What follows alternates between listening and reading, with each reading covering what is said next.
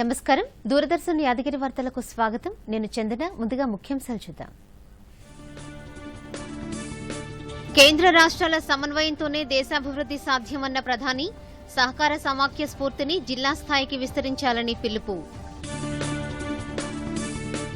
Petrol ధరల పెరుగుదల అంతర్జాతీయ అంశమన్న కేంద్ర ఆర్థిక మంత్రి సమస్య పరిష్కారానికి కేంద్ర రాష్ట్ర ప్రభుత్వాలు చర్చించాల్సిన అవసరం ఉందన్న సీతారామన్ పార్లమెంట్ సభ్యులకు ఉపరాష్ట్రపతి వెంకయ్యనాయుడు లేఖ మాతృభాష పరిరక్షణకు కృషి చేయాలని పిలుపు పట్టభద్రుల ఎమ్మెల్సీ స్థానాల్లో ముమ్మరంగా ప్రచారం ప్రధాన పార్టీల అభ్యర్థుల తరపున రంగంలోకి దిగిన అగ్రనేతలు ఆస్ట్రేలియన్ ఓపెన్ మహిళల సింగిల్స్ విజేతగా జపాన్ స్టార్ ప్లేయర్ ఒసాకా వరుస సెట్లలో అమెరికా క్రీడాకారిణిపై ఘన విజయం కరోనా వ్యాప్తి పట్ల ప్రజలు అప్రమత్తంగా ఉండాలి విధిగా మాస్కును ధరించడం ఇతరులతో మాట్లాడేటప్పుడు కనీసం 6 అడుగుల భౌతిక దూరం పాటించాలి తరచూ చేతులను శుభ్రంగా కడుక్కోవడం వైద్యులు సూచించిన విధంగా ముందస్తు జాగ్రత్త చర్యలు పాటించడం ద్వారా కరోనాను నిరోధించవచ్చు భారతదేశ అభివృద్ది కేంద్ర రాష్ట ప్రభుత్వాల పనితీరుపై ఆధారపడి ఉందని ప్రధాని మోదీ అన్నారు కేంద్ర రాష్ట ప్రభుత్వాలు కలిసి పనిచేస్తేనే సహకార సమాఖ్య మరింత అర్థవంతంగా ఉంటుందని ప్రధాని పేర్కొన్నారు నీతి ఆయోగ్ 6వ పాలక మండలి సమావేశంలో వివిధ రాష్ట్రాల ముఖ్యమంత్రులనుద్దేశించి వీడియో కాన్ఫరెన్స్ ద్వారా మాట్లాడిన మోదీ పోటీతత్వాన్ని సహకార సమాఖ్య విధానాన్ని రాష్ట్రాల మధ్యే కాకుండా జిల్లా స్థాయిల్లోనూ బలోపేతం చేయాలని అన్నారు కోవిడ్ వేళ కేంద్ర రాష్ట ప్రభుత్వాలు సమిష్టిగా ఎలా పనిచేశాయో చూశామని ఈ విధానంలో దేశం సక్సెస్ అయిందని ప్రపంచం కూడా మనల్ని గుర్తించిందని అన్నారు దేశానికి స్వాతంత్ర్యం వచ్చి 75వ సంవత్సరంలో అడుగుపెడుతున్న వేళ నీతి ఆయోగ్ పాలక మండలి సమావేశం మరింత ప్రాముఖ్యత సంతరించుకున్నట్లు ప్రధాని మోదీ తెలిపారు గత కొన్నేళ్లుగా ఉచితంగా బ్యాంక్ అకౌంట్లు ఇస్తున్నామని వ్యాక్సినేషన్ ప్రక్రియ పెరిగిందని ఆరోగ్య సదుపాయాలు కూడా పెరిగాయని అన్నారు పేదల కోసం ఉచిత విద్యుత్ కనెక్షన్లు గ్యాస్ కనెక్షన్లు ఇస్తున్నామన్నారు ఈ సదుపాయాలు పేదల జీవితాల్లో పెనుమార్పులు తీసుకువచ్చినట్లు ప్రధాని వెల్లడించారు न सिर्फ राज्यों के बीच डिस्ट्रिक्ट तक ले जाना है ताकि विकास की स्पर्धा निरंतर चलती रहे विकास ये प्राइम एजेंडा बना रहे देश को नई ऊंचाई पर ले जाने की स्पर्धा कैसे बढ़े ये मंथन करने के लिए पहले भी कई बार हमने चर्चा की है आज भी स्वाभाविक है कि इस समिट में उस पर बल दिया जाएगा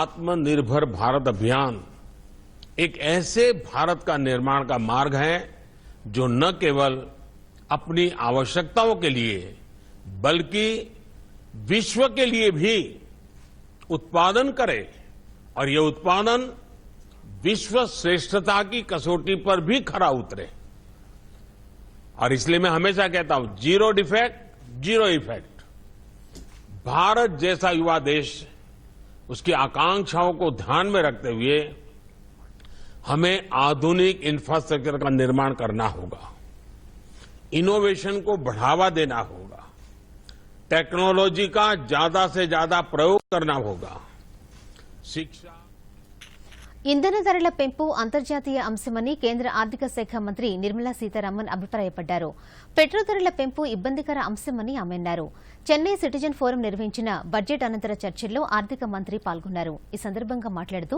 ఇంధన అమ్మకాల ద్వారా కేంద్ర రాష్ట ప్రభుత్వాలకు ఆదాయం వస్తున్నందున ధరలు తగ్గించేందుకు ఇరుపక్షాలు కలిసి చర్చించాలని ఆమె సూచించారు జీఎస్టీ పరిధిలోకి పెట్రోలియం ధరలు తీసుకురావడం ద్వారా ఒక పరిష్కారం కావచ్చని ఆమె అభిప్రాయపడ్డారు పెట్రోలియం ఉత్పత్తి దేశాలు భవిష్యత్తులో ఉత్పత్తిని తగ్గించే అవకాశాలున్నాయని దీని ప్రభావం కూడా ధరలపై పడే అవకాశం ఉందని ఆమె అన్నారు Whatever I must say to bring the reality into picture, it will only sound like I'm obfuscating.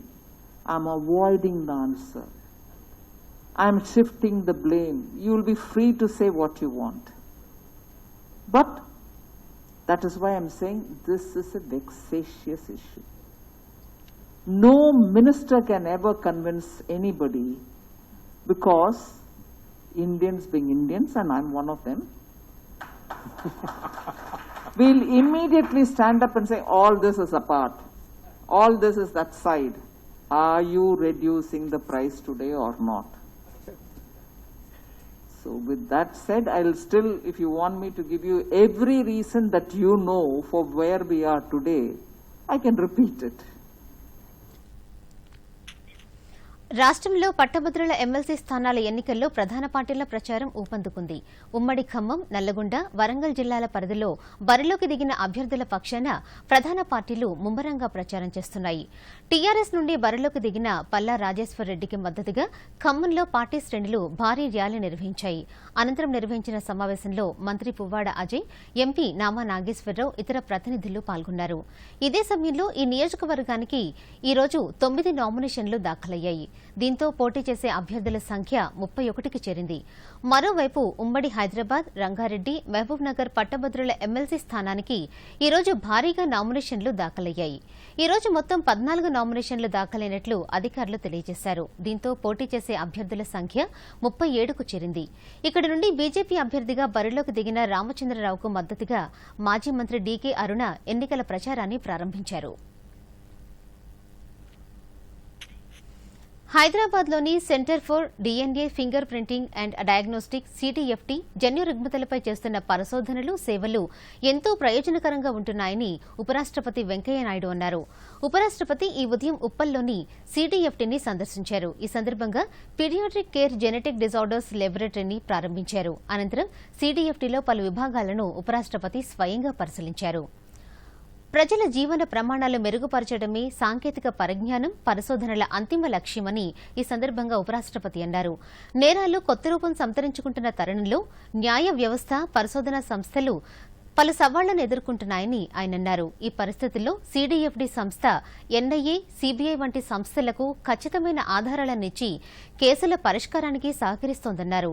25వ వసంతంలోకి అడుగుపెట్టిన సిడీఎఫ్డీ సేవలు అమూల్యమని ఉపరాష్టపతి ప్రశంసలు కురిపించారు. ఈ కార్యక్రమంలో రాష్ట హోంమంత్రి మహమూద్ అలీతో పాటు సిడీఎఫ్టీ సిబ్బంది పాల్గొన్నారు. దేశంలో అసంక్రమిత వ్యాధుల తీవ్రత పెరుగుతున్న నేపథ్యంలో యువత ఆరోగ్యకరమైన జీవన శైలిపై దృష్టి కేంద్రీకరించాలని ఉపరాష్టపతి ఈ సందర్భంగా పిలుపునిచ్చారు. చైతన్యరహిత జీవనానికి, జంక్ ఫుడ్ కు దూరంగా ఉండాలని ఆయన సూచించారు. That is the purpose of science and technology. Friends, you are all aware India has made substantial progress in the field of science and technology during the past few decades. It has been our continuous endeavor to provide succor to the millions suffering from various genetic disorders. My dear sisters and brothers and youngsters, an abnormal increase in the crime rate is a major problem for the world. This is a major problem for the world. I am glad to know that the CDFD is providing the state-of-the-art DNA fingerprinting service to courts, judiciary, National Investigating Agency, NIA, and the CBI for ensuring correct judgment. You have to have homegrown food security. You cannot depend on imported food security. You need to have homegrown food security.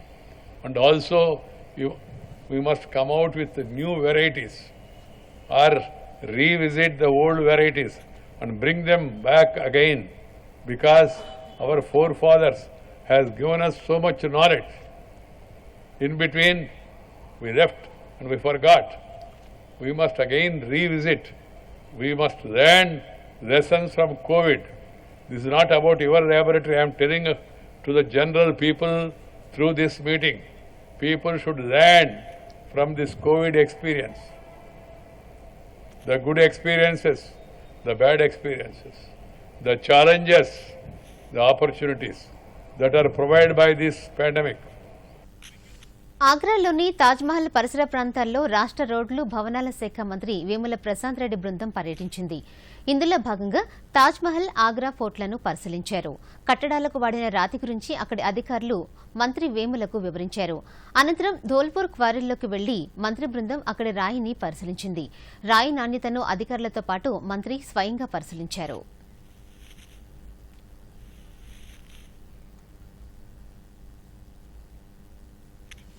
మాతృభాషను పరిరక్షించాలంటూ parliament సభ్యులకు ఉపరాష్ట్రపతి 21న మాతృభాషా దినోత్సవం సందర్భంగా మాతృభాష గొప్పతనాన్ని తెలియజేస్తూ పరిరక్షణ ఆవశ్యకతను వివరిస్తూ ఆయన లేఖ రాశారు. మాతృభాషను ప్రేమిద్దాం, మన సంస్కృతి సంప్రదాయాలను కాపాడుకుందామంటూ ఈ సందర్భంగా ఉపరాష్ట్రపతి పిలుపునిచ్చారు. మనిషి మనుగడకు మాతృభాష ఆత్మ వంటిదని లేఖలో ఆయన అన్నారు. పరభాషకు అధిక ప్రాధాన్యతనిచ్చి మాతృభాషను విస్మరించవద్దంటూ ఆయన సూచించారు. దేశవ్యాప్తంగా 200కు పైగా ప్రాంతీయ భాషలు అంతరించే స్థితిలో ఉన్నాయంటూ ఉపరాష్ట్రపతి ఆవేదన వ్యక్తం చేశారు. ప్రాంతీయ భాషల పరిరక్షణ ప్రతి ఒక్కరి బాధ్యత అని ఆయన ఈ సందర్భంగా తెలిపారు. కేంద్ర ప్రభుత్వం రాష్ట్రాలకు జీఎస్టీ పరిహారం విడుదల చేసింది. 17వ వాయిదాలో 5,000 కోట్ల రూపాయలను విడుదల చేస్తూ ఉత్తర్వులు జారీ చేసింది. ఇందులో రాష్ట్రానికి 1,940 కోట్ల 95 లక్షలు విడుదల కాగా ఆంధ్రప్రదేశ్కు 2,222 కోట్ల 71 లక్షలు విడుదలయ్యాయి. రాష్ట్రాలకు ఇప్పటి వరకు 1,00,000 కోట్ల రూపాయల వరకు పరిహారం ఇచ్చినట్లు కేంద్రం వెల్లడించింది. రాష్ట్రాలకు 91% లోటును భర్తీ చేశామని కేంద్రం పేర్కొంది. ఇప్పటి వరకు రాష్ట్రాలకు 91,460 కోట్లు, కేంద్రపాలిత ప్రాంతాలకు 8,539 కోట్లు విడుదల చేసినట్లు వెల్లడించింది. కోవిడ్ వ్యాక్సిన్ పై అనవసర అపోహలు నమ్మవద్దని, ప్రతి ఒక్కరూ విధిగా వ్యాక్సినేషన్ చేయించుకోవాలని వరంగల్ రూరల్ జిల్లా Narsampet additional commissioner of police Phanindar ప్రజలకు విజ్ఞప్తి చేశారు. దూరదర్శన్తో ప్రత్యేకంగా మాట్లాడుతూ తాను ఈ నెల 6వ తేదీన వ్యాక్సిన్ వేసుకున్నానని, తనకు ఎలాంటి సైడ్ ఎఫెక్ట్స్ లేవని అన్నారు. తనతో పాటు తోటి ఉద్యోగులు కూడా వ్యాక్సినేషన్ చేయించుకున్నారని, ఎవరికీ ఎలాంటి అనారోగ్య సమస్యలు లేవన్నారు. మొదటి డోస్ తీసుకున్న ప్రతి ఒక్కరూ 2వ డోస్ తప్పనిసరిగా తీసుకోవాలని ఆయన సూచించారు. నర్సంపేట పురపాలక శాఖలో శానిటరీ ఇన్స్పెక్టర్గా పనిచేస్తున్న నాగరాజు కూడా ఇదే విషయాన్ని తెలియజేశారు. వ్యాక్సిన్ వేసుకున్న తర్వాత తనకు ఎలాంటి అనారోగ్య సమస్యలు రాలేదని స్పష్టం చేశారు. అంత స్ట్రెస్ లో కూడా నాకు ఎటువంటి సైడ్ ఎఫెక్ట్ కలగలేదంటే ఆ టీకా వల్ల ఎటువంటి ప్రమాదం లేదని నేను బెస్ట్ ఎగ్జాంపుల్. అందరికి ధైర్యంగా వ్యాక్సినేషన్ వేయించుకోండి. మొదటి విడత, రెండో విడత అవసరమే ప్రభుత్వం చెప్తే తర్వాత వేయించుకోవాల్సి వస్తే అది కూడా వేయించుకోండి. అనవసరపు పుకార్లు నమ్మద్దు. నేనే చెప్తున్నా కదా, I'm the best example. So అందరికి విజ్ఞప్తి చేసేదంటే వ్యాక్సినేషన్ ని ప్రోత్సహించండి. ప్రభుత్వం ఏదైతే చెప్తుందో ఆ సూచనలు పాటించండి. వ్యాక్సినేషన్ వేసుకున్న తర్వాత కూడా కొంతకాలం వరకు ఏవైతే మీరు జాగ్రత్తలు పాటించాలో అవి పాటించండి. మాస్క్ ధరించండి, సోషల్ డిస్టెన్స్ పాటించండి. మనం ఇంకా దాని ప్రివెంటివ్ స్టెప్స్ అన్ని తీసుకుంటూనే ఉండాలి. వ్యాక్సినేషన్ వేసుకున్న తర్వాత కూడా కొంతకాలం వరకు ఖచ్చితంగా ఈ ప్రివెంటివ్ స్టెప్స్ తీసుకోవాలి అనే ఒక గౌరవాన్ని ఇచ్చి ఫస్ట్ కోవిడ్ వ్యాక్సిన్ వేయడం జరిగింది. నేను కూడా వేయించుకోవడం జరిగింది. ఇది చాలా సురక్షితమైనది. ఎందుకంటే ఇప్పటి వరకు ఎలాంటి సైడ్ ఎఫెక్ట్స్ కూడా లేవు. చాలా మంచిగా ఉన్నది. మాకు కూడా హెల్తీగా ఉన్నది. అన్ని మన వ్యాధి నిరోధక శక్తి కూడా మాకు మంచిగా పెరుగుతున్నది. దీని మీద ఎటువంటి అపోహలు నమ్మొద్దు. ఎందుకంటే అక్కడక్కడ చిన్న చిన్న సంఘటనలు జరుగుతున్నాయి. అవి వాళ్ళ పర్సనల్ ప్రాబ్లమ్స్ వల్ల జరిగి ఉండొచ్చు. దయచేసి దీన్ని అందరూ 100% అందరూ వేయించుకోవాల్సిందిగా మేము కోరుకుంటున్నాం. భారత్ చైనా సరిహద్దుల్లో ఉద్రిక్తతలు తగ్గించుకునే దిశగా బలగాల ఉపసంహరణపై ఇరు దేశాల ప్రతినిధులు సమావేశమయ్యారు. చైనా భూభాగంలోని మోల్దోలో సీనియర్ కమాండర్ స్థాయి చర్చలు ప్రారంభమైనట్లు ఆర్మీ వర్గాలు వెల్లడించాయి. భారత్ తరపున లేహ్లోని 14వ corps commander lieutenant general PGK Menon, China తరపున దక్షిణ Xinjiang military district commander major general Liu Lin ఈ సమావేశంలో పాల్గొన్నారు. సరిహద్దు వివాద పరిష్కారంపై రెండు దేశాల మధ్య ఇవి 10వ విడత చర్చలు. ఇప్పటికే పాంకాంగ్ సరస్సు వద్ద బలగాల ఉపసంహరణ ప్రక్రియ పూర్తి కాగా హాట్ స్ప్రింగ్స్, గోగ్రా, దేప్సాంగ్ ప్రాంతాల నుంచి బలగాలను ఉపసంహరించడంపై ప్రస్తుతం చర్చలు జరుగుతున్నాయి. ఆస్ట్రేలియన్ ఓపెన్ మహిళల సింగిల్స్ టైటిల్ను Japan star player Naomi Osaka సొంతం చేసుకుంది. మెల్బోర్న్లో జరిగిన ఫైనల్లో ఒసాకా తన పవర్ ప్లేతో సంపూర్ణ ఆధిక్యాన్ని ప్రదర్శించింది. అమెరికా క్రీడాకారిణి జెన్నిఫర్ బ్రాడీపై 6-4, 6-3 తేడాతో ఒసాకా విజయం సాధించింది. దీంతో ఒసాకా ఖాతాలో 4వ గ్రాండ్ స్లామ్ టైటిల్ చేరింది. ఆస్ట్రేలియన్ ఓపెన్ గెలవడం ఒసాకాకు ఇది రెండోసారి. ఓపెన్ ఎరా టెన్నిస్లో ఆస్ట్రేలియన్ ఓపెన్ను రెండోసారి గెలిచిన 12వ క్రీడాకారిణిగా ఒసాకా నిలిచింది. జెన్నిఫర్ బ్రాడీ సైతం అద్భుతమైన ఆటను ప్రదర్శించిన ఒసాకా తన రాకెట్తో మ్యాచ్ మొత్తం తన ఆధిపత్యాన్ని ప్రదర్శించింది. ఉపరితల ఆవర్తనాల ప్రభావంతో రాష్ట్రంలో ఒక్కసారిగా వాతావరణం మారిపోయింది. ఉత్తర కోస్తాంధ్ర తీరం, దాని పరిసర ప్రాంతాల్లో కొనసాగుతున్న ఉపరితల ఆవర్తనం 1.5 కిలోమీటర్ల నుండి 3.1 కిలోమీటర్ల ఎత్తు వరకు విస్తరించింది. దీని ప్రభావంతో హైదరాబాద్ సహా జిల్లాల్లో గురువారం రాత్రి, శుక్రవారం సాయంత్రం వర్షం పడినట్లు వాతావరణ కేంద్రం తెలిపింది. శని, ఆదివారాల్లో పొడి వాతావరణం ఏర్పడే అవకాశం ఉందని చెప్పారు. ఉపరితల ఆవర్తనానికి తోడు పశ్చిమ అవాంతరాల వల్ల ఉదయం నుండి హైదరాబాద్ను మబ్బులు కమ్మేశాయి. పలుచోట్ల ఓ మోస్తరు వర్షం కురిసింది. దీని ప్రభావంతో 2 రోజులు గ్రేటర్లో అక్కడక్కడా వర్షాలు కురవచ్చని అధికారులు తెలిపారు. వార్తలు ముగించే ముందు ముఖ్యాంశాలు మరొకసారి చూద్దాం. యాదగిరి వార్తలను ఇప్పుడు సోషల్ మీడియాలో కూడా చూడవచ్చు. యూట్యూబ్ అయితే డీడీ న్యూస్ తెలంగాణ, ట్విట్టర్ అయితే DD news Telangana @DD Yadagiri news మరియు ఫేస్బుక్ అయితే డీడీ న్యూస్ తెలంగాణలో చూసి సబ్స్క్రైబ్ చేసి లైక్ చేయండి, షేర్ చేయండి. కేంద్ర రాష్ట్రాల సమన్వయంతోనే దేశాభివృద్ది సాధ్యమన్న ప్రధాని, సహకార సమాఖ్య స్ఫూర్తిని జిల్లా స్థాయికి విస్తరించాలని పిలుపు. పెట్రోల్ ధరల పెరుగుదల అంతర్జాతీయ అంశమన్న కేంద్ర ఆర్థిక మంత్రి, సమస్య పరిష్కారానికి కేంద్ర రాష్ట్ర ప్రభుత్వాలు చర్చించాల్సిన అవసరం ఉందన్న సీతారామన్. పార్లమెంట్ సభ్యులకు ఉపరాష్ట్రపతి వెంకయ్యనాయుడు లేఖ, మాతృభాష పరిరక్షణకు కృషి చేయాలని పిలుపు. పట్టభద్రుల ఎమ్మెల్సీ స్థానాల్లో ముమ్మరంగా ప్రచారం, ప్రధాన పార్టీల అభ్యర్థుల తరపున రంగంలోకి దిగిన అగ్రనేతలు. ఆస్ట్రేలియన్ ఓపెన్ మహిళల సింగిల్స్ విజేతగా జపాన్ స్టార్ ప్లేయర్ ఒసాకా, వరుస సెట్లలో అమెరికా క్రీడాకారిణిపై ఘన విజయం.